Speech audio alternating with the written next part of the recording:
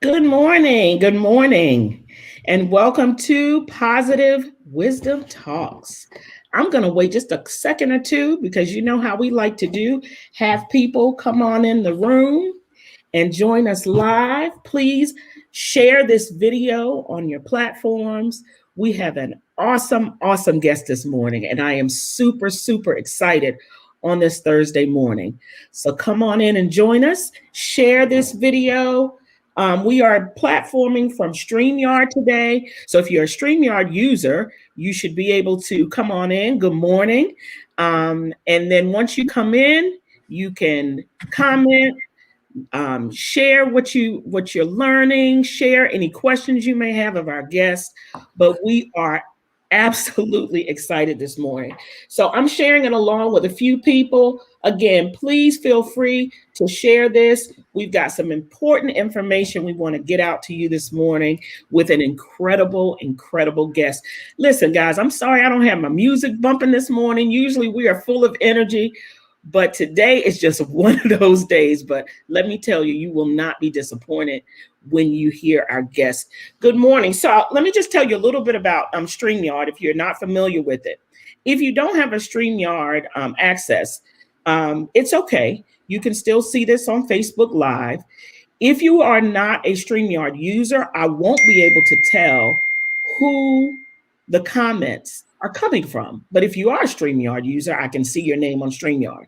I've got two screens, so I'm trying to manage what's going on Facebook as well as what I see in StreamYard. StreamYard helps us to have a smoother program. So we're just excited about what is in store this morning. So good morning to you. I see a few people in the chat already. If you can just say your name in your message, that would be awesome because then we'll know who is watching. And I am sharing.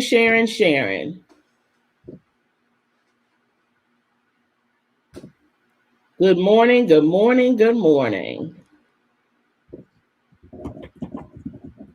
I'm sharing and typing and sharing and typing and sharing and typing.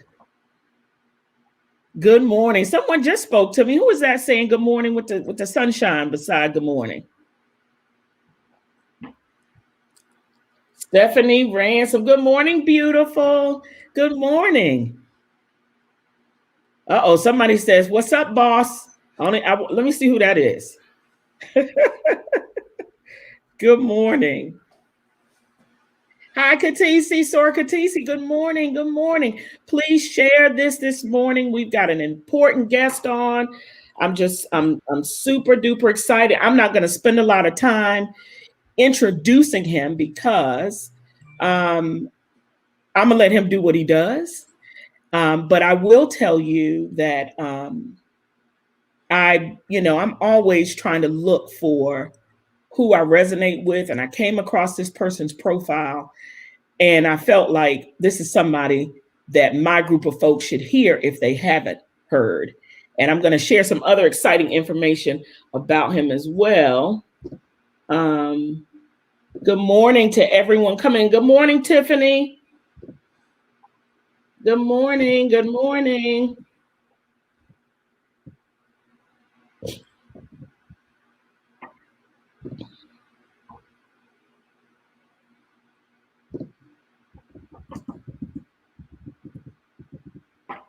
All right.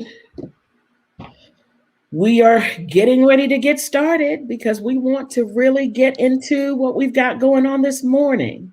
So again, my name is Denise Salisbury. I am the host of Positive Wisdom Talks, as well as the creator of Positive Wisdom, which is it started off as a social media group where we really are showcasing all types of positive experiences, affirmation.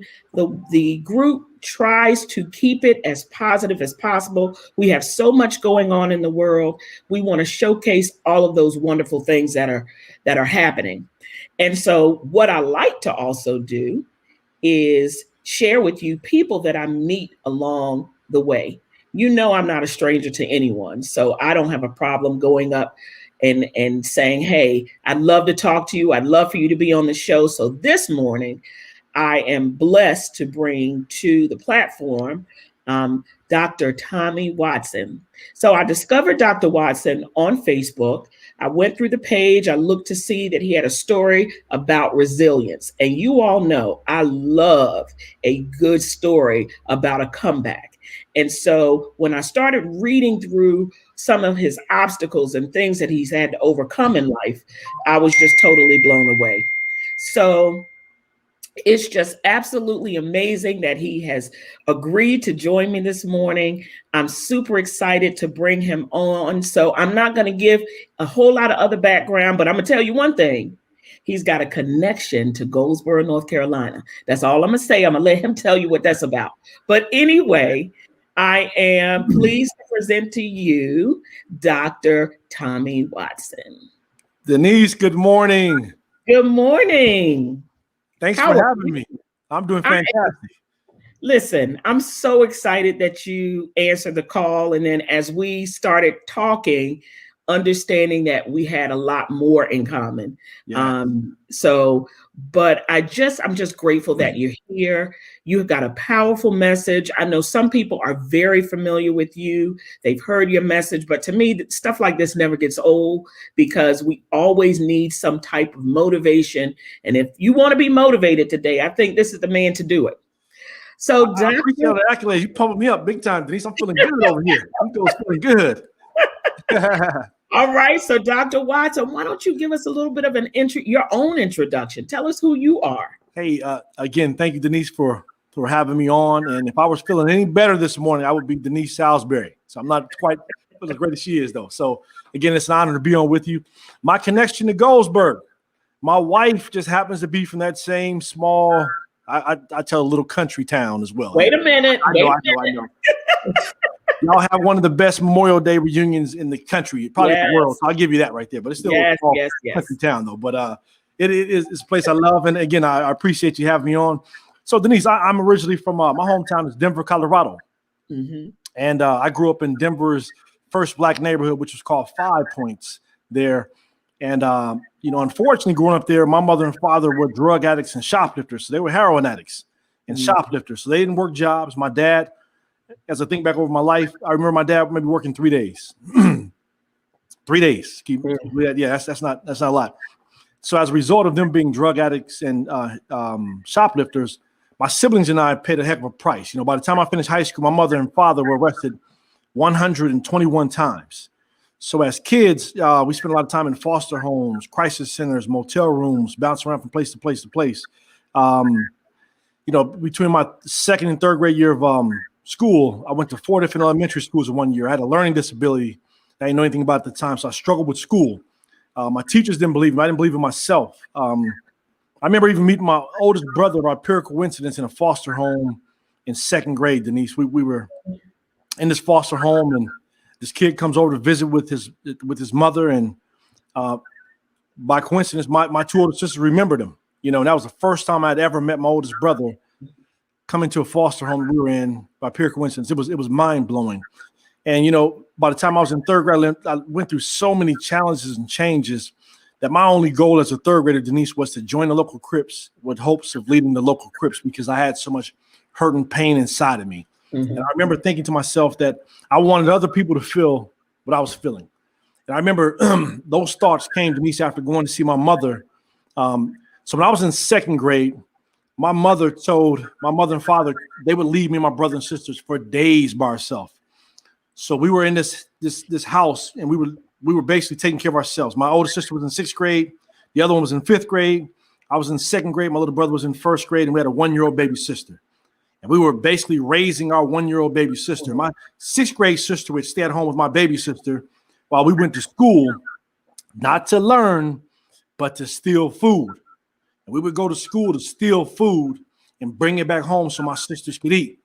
We would go to the grocery stores on the weekend and steal food, run out there with cupcakes and chips, run out the emergency exit door so my sisters could eat. And we were basically raising my little sister. And I remember we found ourselves in a situation where we were placed in this foster home and we were separated from my little baby sister. And that really killed my spirit. Mm-hmm. So by the time I arrived at my aunt's door in 3rd grade, I was very wounded. I was very angry. And my only goal was to join the local Crips. And I thought that that's what I was going to do. My aunt was pretty smart. She got me involved in basketball. And basketball literally saved my life because everything I was looking for in the world of gangs, I received from playing basketball: a sense of belonging, a chance to connect with other kids who had similar goals and dreams, and a great male mentor coach. So basketball became my everything. By my 7th grade year of school, Denise, I was back with my mother and father for about 2 years. We found ourselves in another very difficult situation. It was a beautiful sunny day in the city of Denver. It was the summertime before my 8th grade year of school. We're now renting a house in the neighborhood that sat on the corner, big house. And I'm at home watching my favorite show, and suddenly there's a knock at the door. And I go to the door, and to my surprise, there stood the police and local sheriffs. I'm like, wow, why are you here?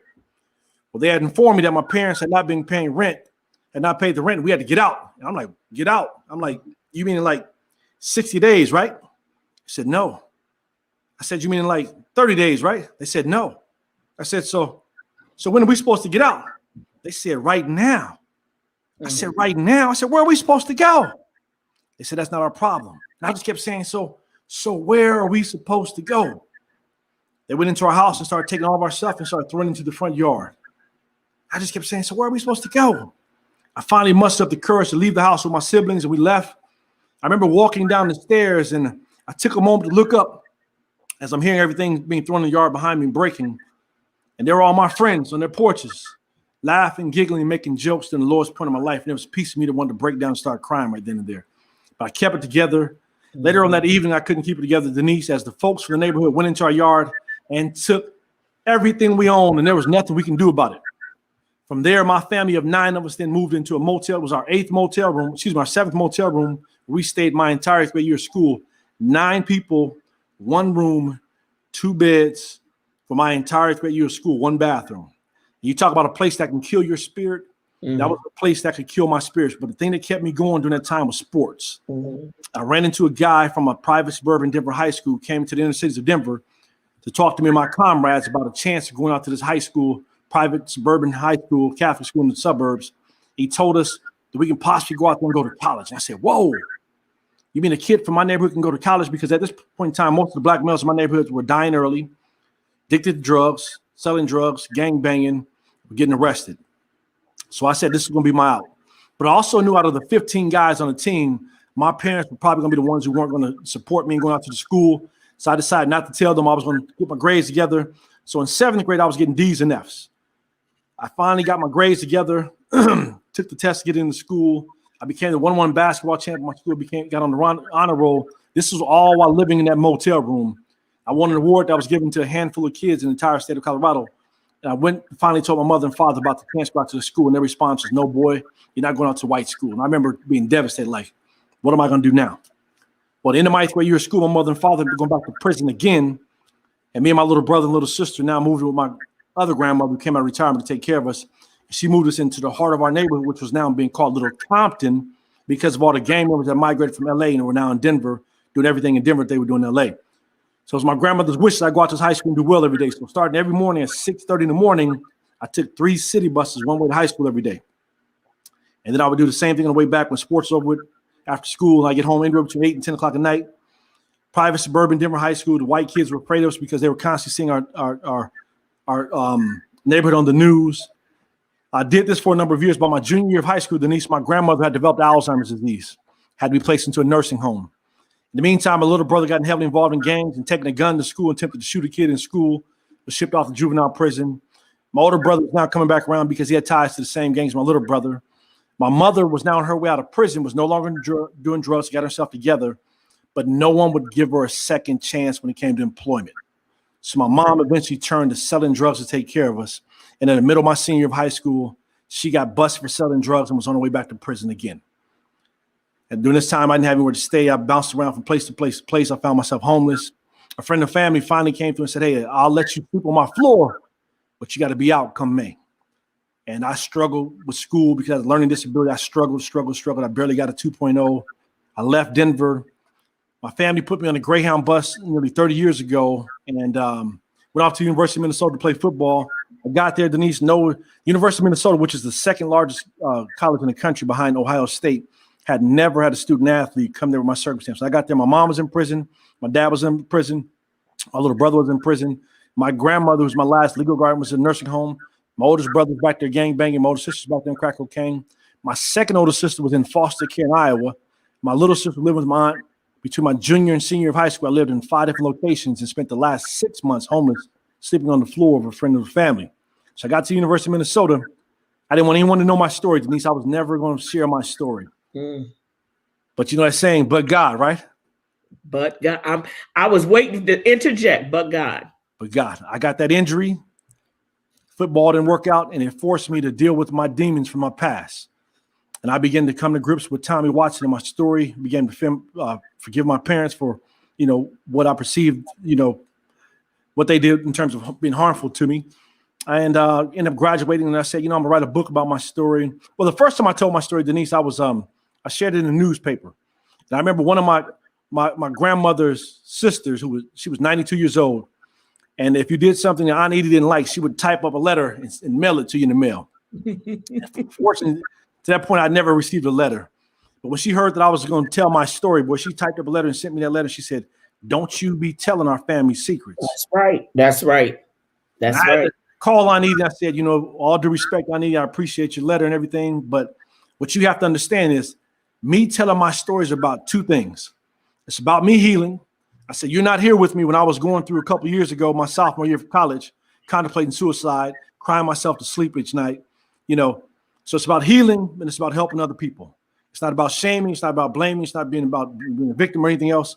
And if that doesn't work for you, that's fine. I'll still be your nephew, but we're probably not going to communicate though. Mm-hmm. But, I told her that and, she came to grips with it over the years.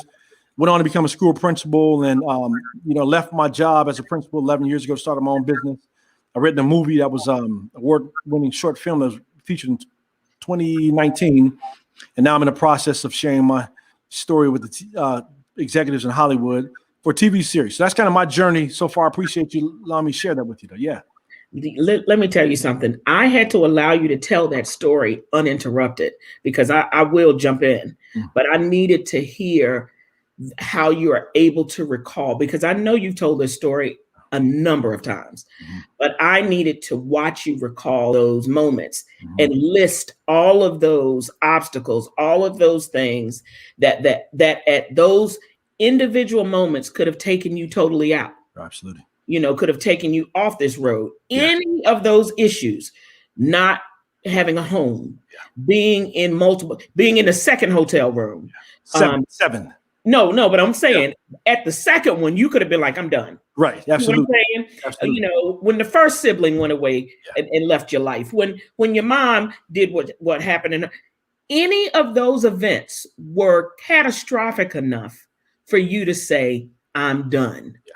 But you stuck through a catastrophic event after catastrophic event after catastrophic event in order to get to where you are today. Yeah. And so many times people see where a person is and they have no idea, because it's not just about, Tommy Watson going from, having a bad childhood or to now where he is. I mean, there's so many layers of things that have to take place for you to be where you are today. Absolutely. So when you talk about healing, and you talk about dealing with demons, because yes, now you're out of that situation. See, people sometimes think, okay, we're going to put the lipstick on the pig. It's still a pig. Yeah, absolutely. So, okay, we're going to bandage this dude up. We're going to put him in college and he's good now because now he got somewhere to stay. Yeah. Now he got somebody to watch over him. Yeah. But how did you deal with what you just went through? Yeah. And that's a great question, great perspective. One of the things I tell people, Denise, that it's different There's a difference between growing up in poverty and growing up homeless. See, my friends who were in poverty grew up in the projects, and they were in the same projects for many years. Now, I'm not saying it was easy, single parent household or what have you, though. But when you grew up homeless and you bounced around from motel rooms, the school didn't have my address, no telephone numbers. None of my friends had my address, no telephone numbers. We weren't eating in the motel room. We were in one room. Our clothes were dirty. There was no government assistance. And the thing about when you're in those low-income motel rooms, the owners of the motel rooms know the game. They know what the folks are involved in. So I remember in second grade, Denise, we came to this motel room we were living in. And my dad tried to put the key in the door, and the door would not open. And the owner basically changed the lock on the motel room. And he told us to get off his property because my parents had not paid the rent. And again, he was able to do that. We weren't able to call the police because my parents were involved in criminal activities. They took all of our stuff. We had to walk away from that motel room and simply get in the car and go down the street to the next motel room and start all over again with only what we only had on our backs. So when you talk about what drove me early on was I had a disdain for that life. I never came to a place, Denise, where I said this is going to be my future. I remember looking in 8th grade, looking around that motel room. It was a 10 by 16 foot motel room, 9 people in the motel room, 2 beds. My mom and dad still doing heroin. My grandma and her boyfriend doing alcohol. My older sister and her boyfriend doing crack cocaine. All of our clothes still wrapped in the corner in sheets. They were dirty and filthy. Denise, there was never, ever a moment in me that said, this is going to be my future. This is it. I didn't know what the future was going to be, though. But I was saying, this cannot be it. And it was painful. It was painful, man. I cried many days. So, when you talk about 2 things that were motivating me early on, it was the fear of being like my parents. My parents, I would literally see them come in sober and go in the bathroom and shoot up heroin and come out like zombies. That scared me. I would see my grandmother and her boyfriend drinking themselves unconscious, and then my older sister and her boyfriend doing crack cocaine. That stuff scared me. Yes. It wasn't until I tapped into so there's 2 ways people are motivated. You're motivated by either fear or opportunity. So once I got the opportunity to connect with my passion around sports, I became driven to get to the NFL. And I became obsessed with trying to get to the NFL. Now, I didn't get to the NFL, but I got to a place where I got a Division I scholarship to play football and got hurt my junior year. And at that point in time, I said it may behoove me to get a degree. So, even though I didn't make it to that goal to be there, though, it got me to a different place where it gave me a chance to rise above my circumstances. So again, people are motivated by fear or opportunity. Fear can only take you so long. That's right. At time, it has to turn to passion and purpose in life. So my purpose became around sports, leadership, resilience, and all those things also. Awesome. You just said something about, fear will run out. Yeah, absolutely. And so many times, we're pushed into doing something because we are fearful. Yes. So now you've taken it and you said, okay, now I'm not scared anymore. Fear's gone. Yeah. The injury. Yeah. Because I know at that point you probably felt like I'm on a road now. Yeah. I'm making it. I'm going towards my goal. Right. And then all of a sudden you get hurt. Yes. Do you ever feel like this is where I'm destined to be? Yeah. Out. Yeah. Before I got injured, my goals for going to the NFL became very selfish, Denise. It was about getting money. It was about all the superficial stuff that many young people coming from the inner cities or even, places of poverty where they don't have anything strive to get to the NFL. It was about all those superficial things. And once I got hurt and those superficial things went bye-bye, it made me come to grips with who is Tommy Watson really? People see me as the football player, this tough guy, all this other stuff. But who am I really? And Denise, I didn't know who I was. And it wasn't until I went back home to Denver and my mother and I were driving my older brother's minivan, picking up his girlfriend. Think about how many times you pull up in front of the house, Denise, and you just pull up and you go inside the house. We pulled up in front of the house. I'm trying to literally parallel park the minivan we're in. And I noticed it was a black Cherokee at the corner. It turned to start coming our way. And I'm still trying to parallel park this minivan.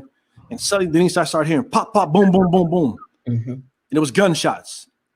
And I'd heard gunshots before, but something in my mind was like, you better get down. That's when the glass started shattering on this minivan. And I'm thinking, I'm about to die. So my foot on the brake, I moved towards the middle of the van. I'm covering up my head and chest area because I'm thinking I'm getting ready to take a bullet. Hopefully I won't take a bullet in these areas right here, though. I remember thinking to myself, I'm about to die. And the gunshots had stopped.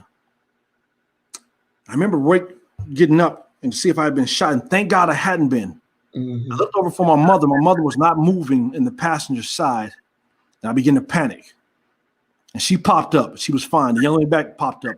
We stepped away from the minivan. The van was shot from front, two shooters, front to back, and there was a bullet that was lodged in the bottom window to the driver's door, Denise, that was meant to kill me. That moment changed me, and I said, I got to go back to Minnesota. And again, I'm in college. I'm home from a spring break. I went back to the University of Minnesota, and they're like, what are you going back to? And that forced me to start saying, I got to find out who Tommy Watson is, because at that point, it was about everyone else and what everyone else thought of me, though. And I became on this journey and this mission to really find out, do some soul searching to discover who Tommy Watson was. So that injury, that drive-by shooting ended up being one of the greatest blessings that occurred in my life, Yeah. The interesting thing is, I'm trying to get this, is that you don't know what it might take for you to find out what you needed to find out. Absolutely. And who knows, these lessons may have come, because I see them all as lessons, even though they're catastrophic lessons. Absolutely. But these lessons had to come because of the amount of success that is on the horizon for you. Yes. You not only worked through the injury, graduated from college, went on to attend graduate school, ended up with a PhD, or principal at a school. You gravitated towards children. Tell me about that journey. What made you go in the direction of children? I mean, I can logically think about what made you do that, but was there anything in particular that made you say, I got to go back and start here? Absolutely. Great question. When we think a lot of the ills in our society that we see in terms of our communities suffering with, a lot of the foundational pieces are spiritual, but also they are educational as well. So, before I got into the school system, I was actually working with a housing organization. I remember there was a lady who came in with 6 kids, and she was just in a domestic violence situation. She was looking for housing. We had to put this lady on a 6-month waiting list. It broke my heart. So I began to ask the question, how can I contribute to the solution and be on the front end of this? You definitely can't stop domestic violence in any form or shape or form, though. But I was thinking to myself, what can I do to help individuals get more resources, also increase their opportunity for higher income. And it was the school system. I said, we got to take advantage of the school system, because again, when you learn, I tell kids all the time, though, when you learn more, you have the ability to earn more. So you got to take school seriously, and in the US, we're one of the few countries in the world that provides a free education when it comes to K-12 education. There are some countries where kids are selected and handpicked to go into education, even from families. There are some kids, the brother may not be able to go, but the sister may be able to go. So I tell kids, you got to take advantage of this free opportunity here, because that education opportunity was the thing that began to level the playing field for me and open up doors for opportunity. Now, again, once I got in the school system, I was a principal at 32. I left by the time I was 36. And part of it was because I was tired of dealing with all the politics of it. I just wanted to make a difference in the lives of kids and adults. And I wanted to I didn't want to have to deal with 15 committees to do the right thing for kids, So I said, I'm leaving. I'm going to become an entrepreneur, and I'm going to do those things from the outside. And thank God I've been able to have more of an influence, probably from as an outsider, than I had when I was in the education system itself. So I'm able to go in and share strategies with students and teachers and families and go home. Absolutely. Absolutely. I noticed that you have a platform as well where you interview guests. And they share their stories of resilience. What does storytelling mean for you? What does it mean for your audience? That's great. Another great question, Denise. I did my master's thesis on the impact of stories. Think about it. Stories is the one thing that connects all of us across the board, no matter your racial background, your economic status. Stories are everywhere in our society, and we learn to hear about stories from a young age. And I tell people, if you don't know the impact and power of stories, pay attention next time you're in a group of people and someone starts telling a story Watch how everyone else begins to become engaged and intrigued with what that person is saying. Mm-hmm. There's a power that comes with stories. So stories become a great way to transfer information. And the information that people are transferring in my podcast about resilient stories, it's all about sharing how they made it out of some of the most darkest moments. Because oftentimes, like you said before, we see people at their best or at their perceived best. Yes. We don't know the journey that it's taken for someone to go about coming out of those darkest moments. There was one lady on my show. She said, Denise, she was in an abandoned house with 6 kids in Atlanta. And I asked her, I said, in your darkest moment, what kept you going?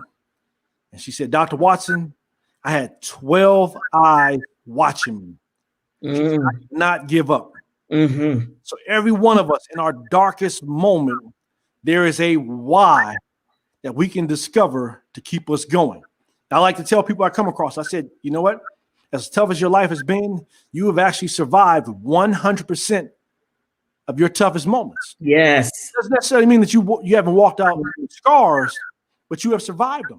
Absolutely. So what are the lessons you have learned from those moments, and how can you take those lessons and share them and utilize them with other people as well? Mm-hmm. So that's the purpose of my podcast, Resilient Stories. Yes. Awesome. And the thing about it is, what people don't seem to understand is there is no destination. You're still on a journey. Yes. So at the end of the day, you're still going through, and although those things are in your past, they are still a part of you. I am sure there's still some moments of pain. Absolutely. There's still some moments you have to, dig through and get into what that was for you to be able to recall those issues. I know it sounds like it's just mechanical, but you actually live through those things, which means that there is residue. Absolutely. And people seem to forget that. They think that their success means that they get to erase all that they've done. They've arrived. They really don't have to do work. Do you continue to work on Dr. Tommy Watson? Absolutely. Just Tommy. Do you continue to work on Tommy? It's a lifelong journey. It's a lifelong journey. And I'll tell you, every time I get a chance to tell my story, Denise, I get a chance to have new discoveries about my journey as well, though, because there's so much learning that takes place. I don't think we ever get to a place where we simply have arrived, like you said before. I tell my wife when I die, the only thing I want on my tombstone is when I think about my story, I can't help but to give him glory. Yes. Man, you know, and every time I think about my journey, it tears me up sometimes to think about where he's brought me from. I mean, there was times I was going back, Denise, and I was editing my book, and I'm saying, wow, you made it through that? Thank God. Mm-hmm. I mean, how many people walk away from a drive-by shooting? How many people walk away, with some sense of normalcy coming out of foster homes and crisis centers and motel rooms? And, and certainly I made a lot of bad decisions not favorable decisions on the way, but those were learning moments for me as well, though. But everything we do in life becomes learning moments. So I don't think we ever get to a place, Denise, where we fully just say, hey, I figured it out. Because the moment you got to get to a place where you say you figured it out, you're now losing. Yes. Yeah. Life is about being a lifelong learner. Absolutely. Yeah. It is a classroom. Yes. Absolutely. You are forever trying to just pass tests. That's absolutely. Yeah. So I am just, again, I know everybody's listening to the story in the beginning. They're like, but this is positive wisdom. I don't hear anything positive coming out of this story. But if you see the man on this screen, you'll know that he is a walking, living testimony of the goodness of how God can just take you out of situations that you're just like, nobody is surviving those kind of situations, and put you in a space where you can share. Look, I've been through some of the worst of the worst. Absolutely. And I'm still able to rise above. I'm still able to treat people well. I don't have to mistreat people because I was mistreated. I don't have to be addicted because I was in a family of addiction. I don't have to have my family out here doing whatever because I was doing that. Yes. I can rise above and I can be different. Right. Denise, can I make this point real quick? Sometimes when we think about pain and purpose, we see them as at opposite ends of the spectrum. Mm-hmm. I like to tell people pain and purpose are twins. They coexist together. Mm-hmm. You appreciate the purpose you got in life because of the pain. Mm-hmm. Your pain helps you discover your purpose. So they're not at two opposite ends, they coexist in everything we do. So again, you got to embrace both, because like you said before, even in the pain, there are lessons that you got to learn to Yes. help you get to your purpose. And you And never get to your purpose without the pain. yes, I agree, Tommy. And I also want to say this because, I like to get into real conversation mode. So in the practicality of our lives today, we see so many people, I'm just going to be totally honest, Yes. who don't want to deal with their pain. Yes. They mask it. They drinking. They're partying all the time. They're manizing and womanizing. They're doing all types of things except for dealing with Yes. what has caused them to be in spaces where they can't form good relationships with people, whether they're working relationships, familiar relationships, romantic relationships. And so what do you say to those people who just refuse to deal with the past, or who say, I don't want to talk about that? That's in the past. I just want to get past. What do you say to those people? I had a pastor who used to give the statement all the time. He said, wherever you go, no matter where you go to, there you are. So even though you may not necessarily be talking about your pain and your problems of your past, wherever you go, they're with you. Those moments are with you. So one of the best things you can do is begin to reflect back. I have people all the time do a letter to your younger self. Talk about some of your toughest times. Write a letter to your younger self. What would you tell your younger self when your younger self was going through your most difficult moment? And obviously you have made it through that difficult moment today. Again, not unscathed. You have some wounds, but give yourself some advice. As that 5-year-old child who was wounded, sexual abuse, physical abuse, foster homes, whatever the pain may be, go back and give yourself some advice today based upon what you know. When you do that, as you're giving advice to your younger self, what you'll discover is that there are people who are still living in those moments today. There is a 5-year-old kid out there today who has been abused, assaulted, living in foster homes, who needs to hear your advice. So, as you're walking through society trying to be all you can be for others, spend the time developing yourself so you can be all that you can be for you. Because God has put us each on this earth with a purpose. He's given us a story that may be different from someone else's. He's given us some experiences and some insights that may be different from someone else's. And you got to utilize them to the best of who you are. You were not put on this earth to simply just follow around and be on social media portraying something that you're not. It's okay to be happy if you're genuinely happy on social media, but there are gonna be some days where things are tough, But we have a lot of folks who with social media can portray something out there that they're really not. That is correct as well. So take the time to discover who you are. There's some lessons, and there's some blessings in those lessons. There's some lessons in those rejections.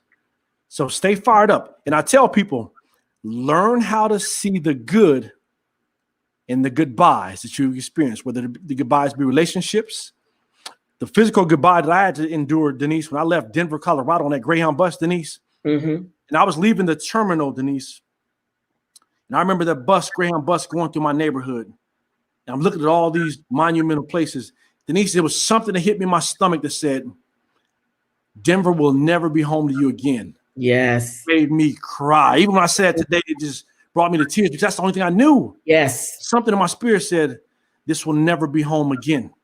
I didn't know at the time that saying goodbye to Denver, the good that came out of it was because I began to get open to a whole nother world that existed beyond 5 Points in Denver, Colorado.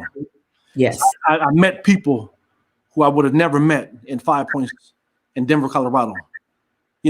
So I began to see the good in saying goodbye. And it was painful. And again, if you've been in a harmful relationship, you got to be able to see the good in saying goodbye and know that there are lessons to be learned. And that, when God shuts one door, he's opening up something greater down the way for you as well. So, that's very important to know. That is awesome. Now, you've given me something to take away. Well, lots of things to take away, but absolutely there's a good in goodbye. Yes. And so we've got to hold on to that. I always talk about rejection as protection. Yes. Not understanding why, God doesn't care that we don't understand. Absolutely.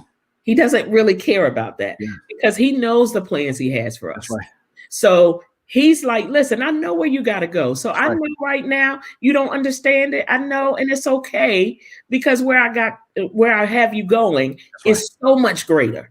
So Yes. just brace yourself, trust me, know that I've got you. Let Yeah. me ask you, did you trust God when you were younger? Did you know God? You know what, Denise? I had a praying grandmother. We went to church oftentimes. However, our church experiences were not often pleasant. You know, we were the kids who were coming in from the different neighborhood with the middle class Black families who were looking down on us because we were coming in on the church bus. And my aunt was coming in she was coming to church with 6 kids. 3 of them were hers. And me and my little brother were highly unruly. So a lot of the folks looked down on us in the churches. And so my early memories of the church were not pleasant. I always believed in God, always had high reverence for God. But I remember there was a moment when I was in college and one of my teammates said, after I told him my story, he said, man, God has been looking out for you. I said, I don't know about that, bro. I said, Mhm. God has been looking out for me. Tommy Watson wouldn't have went through blah, blah, blah, blah, blah, blah, blah, blah, blah, blah, blah. And he said, despite that, you're still here. I said, wow, what a change of perspective. Yes. What a change of perspective. So sometimes, Denise, it's a matter we need to change our perspective on things. When we're going through tough times versus saying, woe me, start asking yourself, what are the questions God is trying to teach me in this? What are the lessons that I need to learn? Because now you're going through it with a different lens. So once I begin to discover that, Denise, my perspective and appreciation for where God has brought me to has been enormous. I'm not a highly religious person, but I am a highly spiritual person. So I can thank God like nobody's business in terms of where he's brought me to. Again, a lot of the folks who I grew up watching in church were very religious people. They were very judgmental. They were very hypocritical. And again, there are moments where we all probably have some of those things as well. But, in the church environment, that really turned me away from it oftentimes because they weren't living what they were preaching. So, and again, we're all imperfect human beings, but it's okay. Tell people you're an imperfect human being. You don't have to go through life trying to portray to be something you're not. We all have flaws. That's right. We all have flaws. We're all wounded, Amen. and it's okay to be wounded. One of my song called Resilient for my movie became my theme song. When I was writing the song for that, I was thinking about what the hook will say. And it dawned on me when I was listening to this beat. It says, my scars tell me over and over that I survived it over and over. My scars tell me that I'm alive. So when you look at those scars on you sometimes aren't scars to tell you that you were meant to die, but as a reminder that you survived. That you were meant to live. Amen. You survived it. Celebrate that. It's a matter of change in perspective. Yes. You have change of perspective. You know what? That powerful. Yeah. And this is when you know that something is meant to be. Yeah. Because I just had this conversation with someone and we talked about information and from a medical perspective and how sometimes the doctors can say 5% of these people get this, 5% of these people get that, 10% of these people, they get this. But what about the 95% who don't? That's right. That's right. The 90% who don't. That's right. That's so right. Instead of looking at the 5% who do and the 10% who do, right, I'm looking at the 90% and the 95%. That's right. Absolutely. So perspective is everything. Yes, absolutely. It's a matter, you're going to see the good or you're going to see the bad. Absolutely. Yeah. And one of the reasons I did positive wisdom was because people always look at me as like this Pollyanna person. Uh-huh. Always so positive. You always see it's a choice. Yes. Yes. Be clear. I get upset. Yes. I get frustrated. Sometimes I have days when I am, 2 days, 3 days back to back where I'm negative. Mm-hmm. I choose positivity. That's right. That's right. I choose to wake up and say, you know what? Even though I don't feel good, right, I still have stuff I have to do. That's right. Absolutely. Even though I don't want to go down this road, I still have to go down this road. Mm-hmm. Being positive, you have to train your mind to be in that space. Yes. So your mind is automatically defaulted to wherever it is you're used to being. That's right. So if you're used to complaining, that's what you're going to get up and you're going to do every day. If you're used to not seeing things from a positive perspective, that's what you're going to do. But if you say to yourself, you know what would happen if every day I just woke up and I just thought about something positive? That's right. Or I just got a positive affirmation. Or what if I woke up every day and I just talked to God, even if it's for 3 minutes? You know, Denise, and what you're saying is so powerful. I want people to know this out there, that one of the things that happens with our mind is so powerful, okay?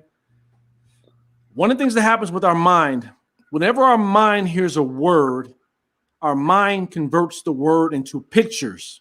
So our mind doesn't convert words into verbiage. It converts it to pictures. So you got to be very, very, very careful of the words that you say and the words that you allow other people to say in your mind, speaking to your life, because those words become images in your mind. And what you see in your mind is going to eventually become your outcome. So everything and think about this. We are all the fruits of the seeds that we planted and nurtured over our lives. So how we're living today, like it or not, has been based upon the thoughts that we have placed in our minds and that we have nourished over the years. So if we want a new outcome, we gotta create and plant new seeds and nourish new thoughts. Yes. Everything we see on the outside is a reflection of who we are on the inside. So there's a millionaire who has a show out there. Her name is Dr. Venus Opal Reese, I believe it is. She has a show called Hot Mess Millionaire. She refers to herself as Hot Mess. When you hear her story, she said she became a millionaire, but she was still a hot mess. She was not happy. So again, what you see on the inside is going to become a reflection on the outside. So we have to speak the positive things that we want to become. Those positive wisdom that we talk about, we got to speak those things and put them in action so they can reflect a life that is very pleasing to us. Yes. Very pleasing to our God as well. Amen. Amen. So listen, we're getting ready to kind of wrap things up. I would hope that if anybody has any questions for Dr. Watson, feel free to put them in the chat. We've had a robust conversation this morning. We just appreciate all that he's brought to Positive Wisdom. So are there any questions out there for Dr. Watson? I want to put how they can reach out to you or they can follow you. Absolutely. So put that in the chat. You can go to tawatson.com. tawatson.com. All my contact information is there. All my social media is there as well. Love to reach out to you. Love to support you. And great job with the work you're doing. I can talk about this stuff all day long. I know you can, and so can I. So can I. The other thing we have in common is we're both educators. Yes. I also work for a school system, among other things that I do. Yes. But I do have to say that, I got into education because I did want to make a difference. Yes. In the lives of children and in families. And sometimes we get so caught up in other things rather than that purpose. Right. And I'm hoping that our systems will really start to, thank God we have individuals that make up the system, because we can truly say that individuals, those teachers, those administrators, those leaders that are passionate about children are really trying to get things done in spite of in spite of some of the politics we have to endure. Absolutely. So I'm glad that you're able to reach out from the outside in and do more from that perspective, because it makes a major difference. Yeah, absolutely.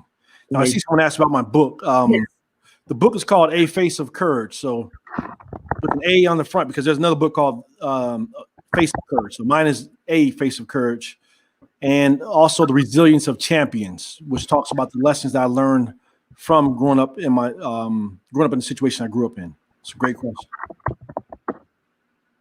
Awesome. So we got some books out. You talked about your movie real quick. You want to tell us about the book? So the short film is called Resilient.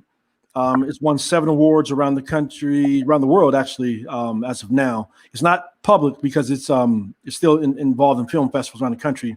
but I'm also pitching my TV series, which is called Resilient Below Poverty.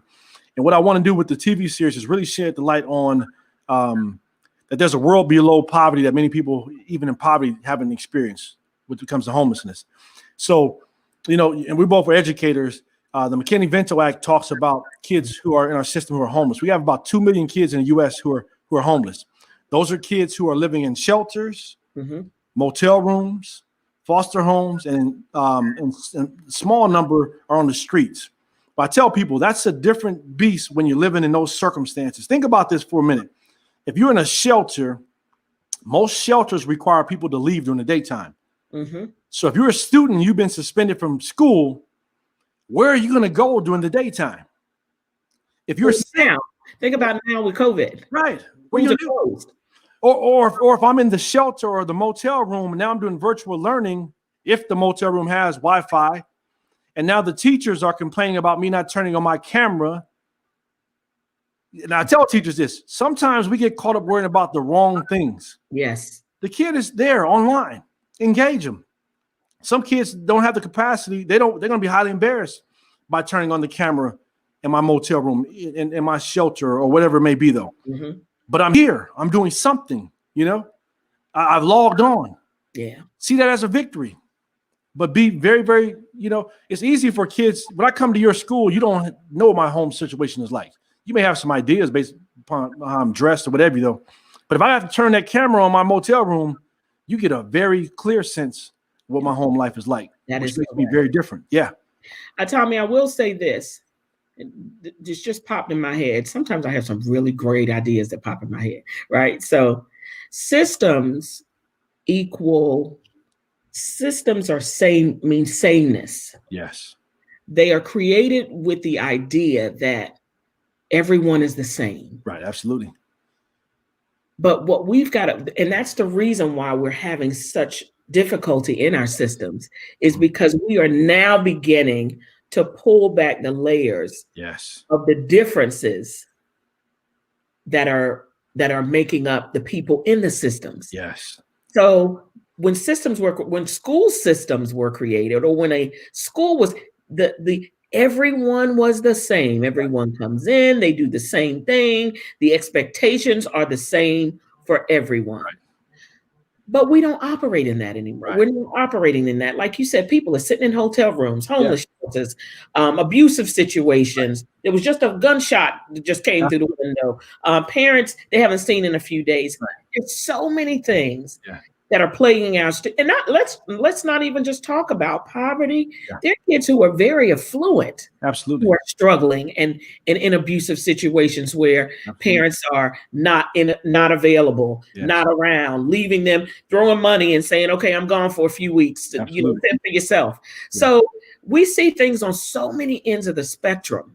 Denise, you brought up a good point about the differences. Sometimes in our schools have been made to make those who are minorities believe that differences mean less than. So for some time, we've been operating thinking, okay, just because my cultural norms are maybe connected to my African American heritage, there's this piece there that's makes it less than because it's not Eurocentric. And we got to know and embrace that difference doesn't necessarily mean less than. And one of the things that's plaguing our society right now, we're starting to see this uproar in our society, Denise, with a lot of folks who are upset because things in the U.S., our nation, are changing. And this is why I tell people, here's the real irony of white supremacy, okay? I said, if white supremacists really believe that they were better than you, superior than African Americans, other groups, all they would have to do is level the playing field and show everyone what's up. They are not going to do that because that premise of white supremacy is a construct. Yeah, they don't believe it. So that's why they want America to be great again. That's why they want to continue the advantages they've had. Because for many of them, they don't believe that they have the capability to perform and compete on a level playing field. Yes. So we have to know that the narrative that's been told to us has been a lie. And we're more than capable of doing so many things beyond just sports. Yes. Good, but we can do so much beyond sports. Amen. Amen. Listen, we got to have you back. Let's do it. Yeah, we got to have you back. And I'm just, like I said, I am so excited that I ran across your profile. And this is, people are like, oh, social media is just social. Oh, social media, don't y'all take it too seriously. I'm connecting with people Yes. all over the world. Yes. People I would have never been able to access through social media. So, Dr. Watson, I want to thank you. I want to thank you for answering the call, for coming on, for spending time with us today, sharing your story of resilience. I am hoping that you will definitely come back and visit. Absolutely. Yes, and keep us posted on all of your, with your book. Everybody's calling. Okay. I'm available for some more questions. If there's some other questions that are out there, I got a couple more minutes here. Okay, awesome. Anyone have any questions? Someone said it takes people inside to dismantle and disrupt. Yeah. Great points, great facts, great show, very inspirational. I am quite sure I'm going to get a whole lot of buzz. Any other questions for Dr. Watson while we still have him? Because I know he's a busy man, and I don't want to take up all of his time. We both have things to get done. Someone said, great session. Thank you, Antoinette. Thank you. Also, for those members of Omega Psi Phi, this is your fraternity brother. Oh. Yes. That's right. Yes. So rude to the good brothers out there. Let me go ahead and let you do what you do. Let me go ahead and let you do it. All right. There we go. Keep it calm here. We keep it clean here. Yes, keep it calm and keep it clean. We love it. But we are just, again, we're so excited that you came and joined the show today. And we know that as the world starts to open up again, because COVID has shown us a whole lot. Yeah. And, when you brought up the story about what kids deal with and not thinking about those kids during a pandemic. Absolutely. What did they have to do when with the homeless shelters? That they want them out during the day, but there's nowhere for them to go. Schools are closed. So what pivoting had to take place, in that world? Yes. Another piece I'll give you, even at the collegiate level, think about the number of kids who are living in homeless situations back home, and the pandemic happened, and they have to now leave the college. So one of the great things that Johnson C. Smith has done here in Charlotte, our fraternity donated $10,000 to the institution a couple of years ago, but they kept their doors open for a lot of the homeless students. Great idea. Yes. I wouldn't. I mean, when I was going back home in college, I didn't have anywhere to stay. So that's a great idea. So I hope more colleges and universities take up on that and know that just because it's a break or vacation doesn't necessarily mean it's a break or vacation for all of your students. That is correct. That is correct. And that is, again, systemic. Yes. Saying, everybody has somewhere to go. Everybody has something to do over the break. A break means vacation. Right. Everybody's going to have fun. Everybody's in those videos at Miami Beach. Right.